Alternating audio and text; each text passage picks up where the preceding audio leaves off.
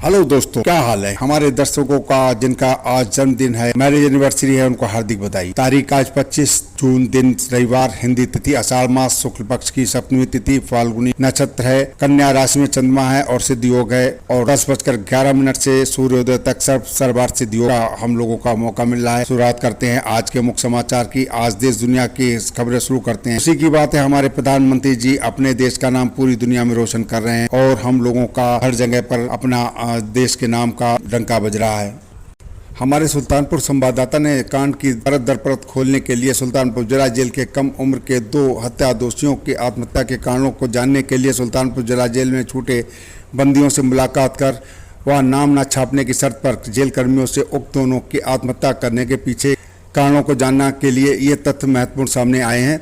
Sultanpur jail में कम उम्र के 2 कैदियों के द्वारा आत्महत्या करना जेल प्रशासन के ऊपर तो सवाल खड़े ही कर रहा है। वहीं जेल प्रशासन द्वारा नियुक्त किए जाने वाले बैरिक राइटरों, हाथा राइटरों, बैरिक नंबरदार, हाथा नंबरदारों को भी संदेह के घेरे में ले रहा है, क्योंकि जेल प्रशासन इन नंबरदारों, राइटरों के माध्यम से जेल में बंद बंदियों, कैदियों को आर्थिक लाभ के लिए छूट देकर ही बंदियों और कैदियों का जीना दुश्वार कराते हैं। सुल्तानपुर जिला जेल में भी कुछ ऐसा ही करके कम उम्र के 2 कैदियों पर कुछ ना कुछ तो दबाव बना ही होगा, जिसके कारण हत्या करके आए 2 कम उम्र के इस कैदियों को अपना जीवन समाप्त करने पर विवश होना पड़ा। ये तो पहला पहलू है जिसकी कड़ाई से जांच होनी चाहिए। वहीं दूसरी वजह, जेल में लंबे समय से बंद ऐसे नंबरदार राइटर कम उम्र के लड़कों से कहीं अपनी हवस तो पूरी नहीं करना चाह रहे थे, जिसके कारण कम उम्र के हत्या दोषी 2 लड़कों ने आत्महत्या जैसा कठोर निर्णय लेकर जीवन लीला समाप्त कर ली। वहीं तीसरा पहलू को भी अनदेखा नहीं किया जा सकता कि कहीं किसी ने इनकी हत्या तो नहीं करा दी।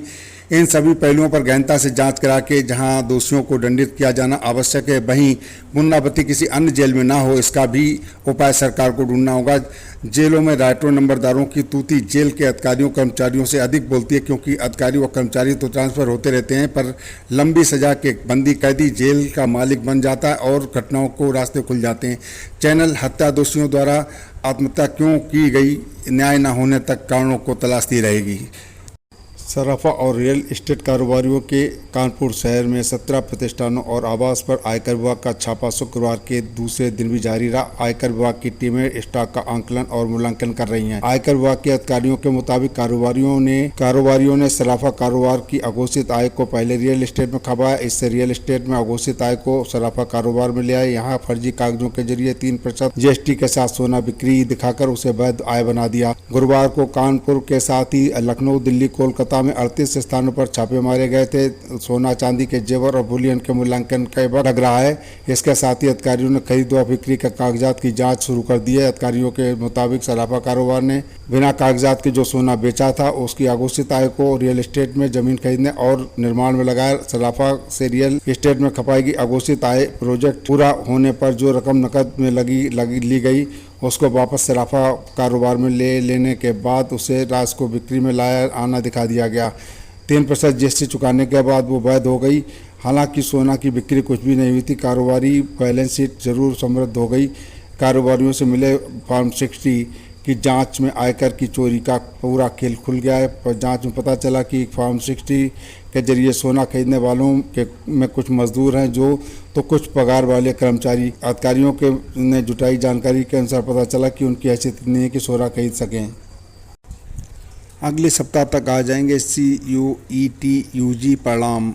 दिल्ली केंद्रीय विश्वविद्यालयों सहित 250 से अधिक विश्वविद्यालयों के स्नातक कोर्सों में दाखिले के लिए करीब महीने भर से चल रहा common university entrance test CUET शुक्रवार को संपन्न हो गया। माना जा रहा है कि NTA अगले सप्ताह तक परिणाम घोषित कर देगी। छात्रों की संख्या के लिहाज से इस परीक्षा ने नीट UG का रिकॉर्ड तोड़ दिया है। नीट UG में जहां इस बार 20 लाख छात्रों ने रजिस्ट्रेशन कराया था, वहीं NTA के मुताबिक इस परीक्षा में 27 लाख से अधिक छात्रों ने हिस्सा लिया। NTA के मुताबिक छात्रों की संख्या में ये बढ़ोतरी CUET UG के पिछले साल के मुकाबले में 250 से अधिक विश्वविद्यालयों का और भी जुड़ना है। NATA के मुताबिक छात्रों की संख्या में ये बढ़ोतरी CUET UG में पिछले साल के मुकाबले में 150 से अधिक विश्वविद्यालय का भी जुड़ना है। पिछले साल इस परीक्षा में करीब 100 विद्यालय ही शामिल थे। वैसे तो CUET UG को पहले 5 जून को ख़त्म कर 20 जून तक परिणाम घोषित करने की योजना थी, लेकिन जिस तरह से परीक्षा लंबी खिंची उससे रिजल्ट में अब और देरी नहीं होगी। पिछली तारीखों में हुई परीक्षाओं का ज़्यादातर परिणाम तैयार है। अंतिम चरण अंतिम चरण 22 व 23 जून को हुई परीक्षा के परिणाम तैयार होते ही इसे जारी कर दिया जाएगा। इससे पहले उत्तर कुंजी भी जारी की जाएगी। माना जा रहा है कि ये अगले 1-2 ही दिन में जारी कर दी जाएगी। गौरतलब है CUET UG में इस बार 250 से अधिक जो विश्वविद्यालय शामिल हैं, उनमें करीब 34 केंद्रीय विश्वविद्यालय, 44 राज्य विश्वविद्यालय, 32 डीम्ड यूनिवर्सिटियाँ और 134 निजी विश्वविद्यालय शामिल हैं। बैंकों में चालू खाता से एक दिन में करोड़ों रुपए की हेराफेरी के मामले सामने आए हैं। बैंकों में चालू खाता खोलकर साइबर ठगी के जरिए एक दिन में करोड़ों रुपए की हेराफेरी करने वाला गिरोह कानपुर शहर में सक्रिय है। गिरोह के सदस्य पहले बैंक में चालू खाता खुलवाते हैं। खाता जिस दिन सक्रिय होता है उसी दिन उसमें कई करोड़ रुपए आ जाते हैं और कुछ ही घंटों में दूसरे राज्यों की बैंक शाखाओं में के खातों में रकम ट्रांसफर हो जाती है। पंजाब नेशनल बैंक के 1 माह के भीतर इस तरह के 3 मामले पकड़कर खातों को सीज किया है। मई में बैंक के अधिकारियों को पता चला कि लैंडमार्क शाखा का एक चालू खाता जिस दिन सक्रिय हुआ उसी दिन उसमें 1 करोड़ 20 लाख रुपए आए और कुछ ही देर में 1 करोड़ 15 लाख रुपए हिमाचल के खाते में ट्रांसफर हो गए। गड़बड़ी की आशंका पर अधिकारियों ने तुरंत इस खाते को सीज कर दिया और आयकर विभाग के अधिकारियों को इसकी सूचना दे दी। केंद्र सरकार ने अपने सभी विभागों से आधार से जुड़े बायोमेट्रिक सिस्टम के जरिए कर्मचारियों की उपस्थिति दर्ज कराने की व्यवस्था को अनिवार्य रूप से लागू कर दिया है। सरकार ने ये आदेश कार्यालयों के कर्मचारियों की उपस्थिति में लापरवाही को देखते हुए दिया है।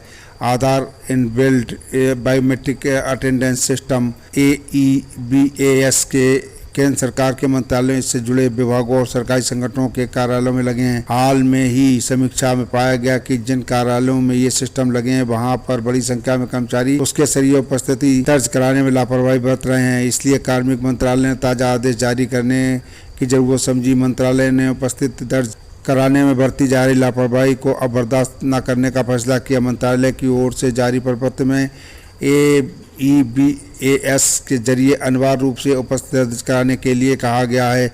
उपस्थिति की इस व्यवस्था का सभी मंत्रालयों और उससे जुड़े विभागों के कर्मियों को अनिवार्य रूप से अनुपालन करना होगा। विभागाध्यक्षों से बायोमेट्रिक सिस्टम के जरिए उपस्थिति दर्ज कराने की व्यवस्था का कड़ाई के साथ अनुपालन सुनिश्चित करने के लिए कहा गया है। प्रपत्र में कहा गया कि कार्यालय में विलंब से आने वाले और जल्दी जाने वालों के खिलाफ भी नियमानुसार कार्रवाई की जाए। लोकसभा चुनाव में एनडीए को हराने के लिए अखिलेश यादव के PDA पिछले दलित अल्पसंख्यक समीकरण पर बहस छिड़ गई है। उप मुख्यमंत्री केशव मौर्य के बाद अब बसपा सुप्रीमो मायावती ने सपा प्रमुख को निशाने पर लिया है और PDA को तुकबंदी बताते हुए वर्ग विशेष को सावधान किया है। मायावती ने सोमवार को अपने ट्वीट में कहा कि सपा द्वारा एनडीए के जवाब में PDA पिछड़ा दल अल्पसंख्यक का राग इन वर्गों के लिए अति कठिन समय के लिए केवल तुकबंदी के सिवाय और कुछ नहीं है। इनके PDA का वास्तविक में अर्थ परिवार दल अलायंस है, इसलिए इन वर्गों के लोग सावधान रहे। मायावती ने ट्वीट के जरिए भीषण गर्मी में उपजे हालात और बिजली की समस्या पर राज्य सरकार को भी घेरा है। कहा, पिछले कई दिनों से जारी भीषण गर्मी की आफत में राजधानी लखनऊ समेत पूरे प्रदेश में बिजली की ज़बरदस्त कमी से लोग त्रस्त हैं। बलिया व अन्य जिलों से आ रही मौतों की खबर अति दुखित कर रही है। बिजली विभाग व्यवस्था तुरंत सुधारे, अस्पतालों में बिजली कटौती न करे।